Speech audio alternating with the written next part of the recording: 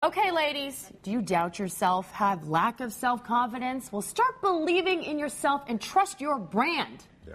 I don't know what my brand is, so I don't know what that means. So I'm going to find out right now. Here to help us thrive at home and in the workplace is the author of Earning Serendipity and the president and chief serendipiter of the Llopis Group. Very Glenn Llopis. Welcome to the show, Glenn. Good to see you. I love the cover of the book, The Four-Leaf Clover. Thank you. I got to ask you, though, what is a chief serendipiter? Well, first of all, a serendipiter is one that masters the 4 skills to earn serendipity, but we do have a definition for it. A serendipiter is a socially conscious individual or organization that serves to inspire innovation and initiative, thus propelling good fortune for both themselves and their communities. Okay, so before we get to those That's four things, I want to just talk about this brand. Trust your brand. Do I have a brand? What's my brand? Sure, you have a brand. You're a journalist. Oh, You're a that's host. my brand. Oh, okay. Oh. Let me step back. That's like my occupation, I thought. That's exactly right. Okay. It's interesting because most people don't realize that their brand is exactly how other people experience them. And part of what I talk about when we talk about trust your brand is that today we're in an identity crisis all over America. People are trying to figure out where they fit. Mm-hmm. What do they represent? How are they relevant again? And what we've discovered is that, we have, over the past 5-7 years, have fallen into this trap of believing that we're something that we're not. That we're believing that in order for me to win, you have to lose. Yeah, right. And trusting your brand is all about how do you build momentum through others? How do you build momentum through others? And there's 5 things that you need to do to trust your brand. Okay.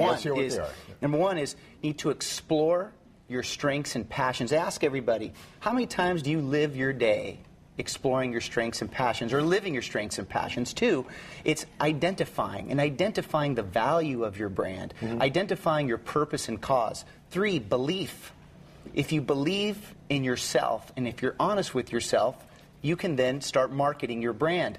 4 is building your brand, investing in your brand, investing in the things that you believe in, and most people don't. Yeah. Number 5 is trusting it, and that's really when you trust your brand, you share it with others, and you help others build their momentum. So your brand doesn't have to be a simple job title. It could be who you are, how you want to be perceived. That's exactly what it is. And I ask people all the time. And it's funny, I do this lesson where I have 2 people who have known each other for a long time, and women are phenomenal at this because I ask them, how do you experience one another? And women typically say, oh, they're loyal, they're friendly, they're kind, they're dependable. When you ask men, they say, well, he helps me make money. He set me up with the guy that helped me buy my fancy car. So I'm a big believer that women have an opportunity to change the landscape of this country's economy. But they don't seem as confident as men do. So what can we do to change that? Well, here's what's interesting. They say that your heart always talks to you, right? Yes. Problem is that we don't do anything about it. And that's part of what we teach in Earning Serendipity, because there's actually 4 skills to earn serendipity. And women are actually really good at it. And all I've done is put it in simple terms that people can have greater awareness. Hey, can you give us an example of one of those 4? Sure. Actually, there's 4 of them. There's seeing with circular vision, sowing entrepreneurial seeds, growing seeds of greatest potential, and sharing the harvest. So if you see one example, seeing with circular vision. Seeing with circular vision is really taking the time to discover those things that exist around, beneath, and beyond you. For example, I believe that there's 4 types of people, both in and outside of the workplace. There are lifters, leaders, loafers, and leeches. I don't want to be those last 2. I don't either. But everyone can associate with those people. Yeah. And, part of trusting your brand is believing that it's not about what you think, it's about what others experience through you. Glenn, you talked about the special qualities, innate qualities that women have. Sure. Has there been a woman or 2 who's inspired you in your career and in your life? The most important woman in my life, my mother. There you go.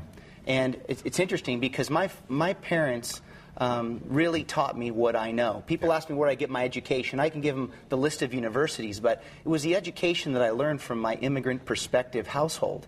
My parents taught me at a very young age how to trust myself and to believe in myself. And I'll tell you, I've had no easy road. I mean, I've had lots of success, but I've also encountered my obstacles. Not necessarily because I did something wrong, but because I was associating myself with a leech Right, or a loafer. Or a loafer Right. that took me off path. So they really gave me the tools to grow and prosper. And so as it relates to women, there's 4 characteristics, if I may, right. that I like to share with you that why women should trust their brand.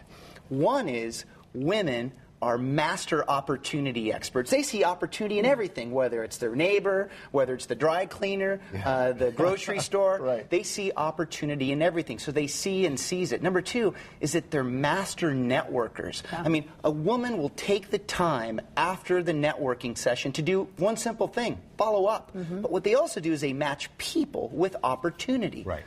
The other thing that women do, and they're really good at, they're natural givers. Yeah. Natural givers.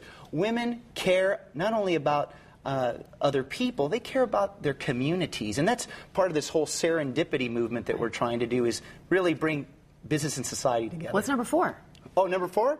Number 4 is that they're relationship masters. Women, and women know this, they always try to create commitment and sustainability and purpose in a relationship. And those 4 qualities truly translate into thriving entrepreneurs. Okay, but remember, you can't lift and lead if you leech and loaf. That's right. There you go. Okay. You nailed it. Thank you so much, Glenn Llopis. Thank you so much. The book is Thank you. Earning Thank you very much. Serendipity. Thank you. Thank you for coming to our studio. You can Thank you. find more about Glenn on our website. Thank right. you. Thank you very much.